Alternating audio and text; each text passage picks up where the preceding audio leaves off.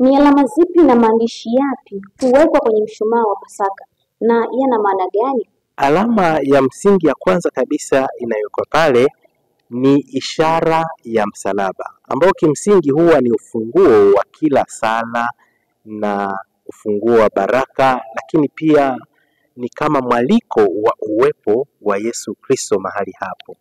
Kwa hiyo kwenye mshumaa wa Pasaka padre huchora ishara ya msalaba kwa kalamu ya risasi, na anapochora ishara ile ya msalaba, anapochora mstari wa kwenda chini, anasema maneno Kristo jana na leo, na anapochora mstari mwingine wa kutokea pembeni, ndipo anasema mwanzo na mwisho, mwanzo na mwisho.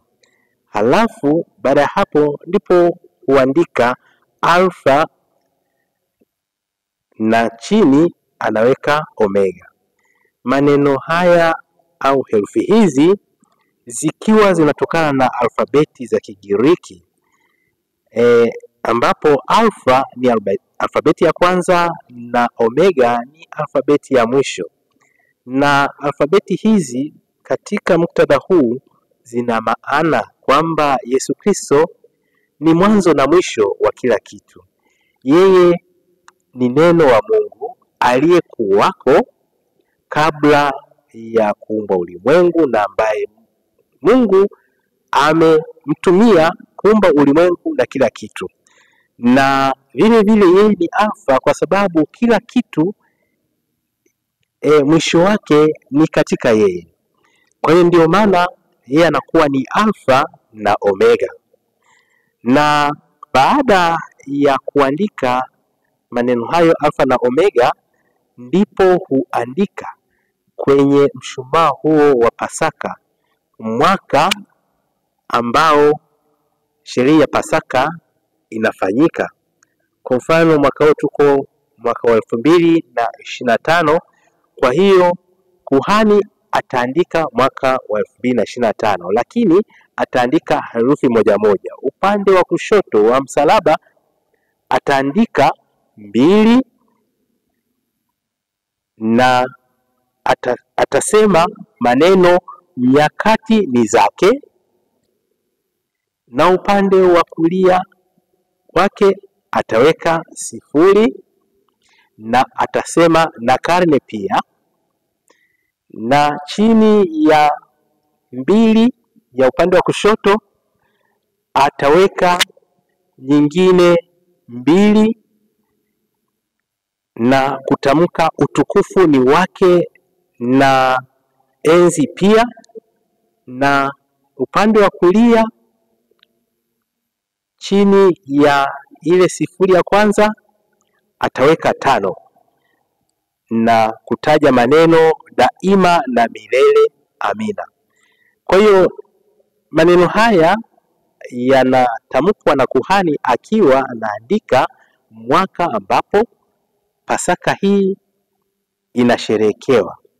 Na kuandika huko kuna maana pia ni kukabidhi mwaka huo katika mikono ya Mungu, katika mikono ya Yesu Kristo mwenyewe, na kuwakabidhi wale waliopo hapa wanaoishi sasa katika mikono ya Yesu Kristo mwenyewe, awe kiongozi, awe kwao nyakati zote, awe kwao mwanzo na mwisho, awe kwao kimbilio na faraja katika nyakati zote wanazopitia katika mwaka huu ambao mshumaa huu unaandikwa.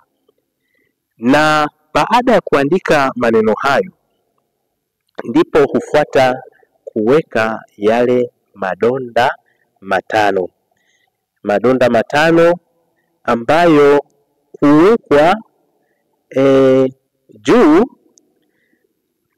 Donda la kwanza likiashiria ile miba aliyowekwa Yesu Kristo kichwani katoka na damu, lakini donda la pili huwa linawekwa katikati ya msalaba. likimaanisha pia ile mkuki aliochomwa Yesu Kristo bavuni, na donda lingine la tatu huwa ni chini kwenye miguu, ambapo huashiria misumari ile aliyopigiliwa, na donda lingine huwekwa upande wa kushoto wa msalaba, ambapo huashiria msumari pia alipopigiliwa misumari mkononi, mkono wa kushoto, na donda lingine huwekwa upande wa kulia wa msalaba, ambapo huashiria pia misumari aliyopigiliwa mkono wa kulia. Kwa hiyo hayo yanakuwa ni madonda matano yakiashiria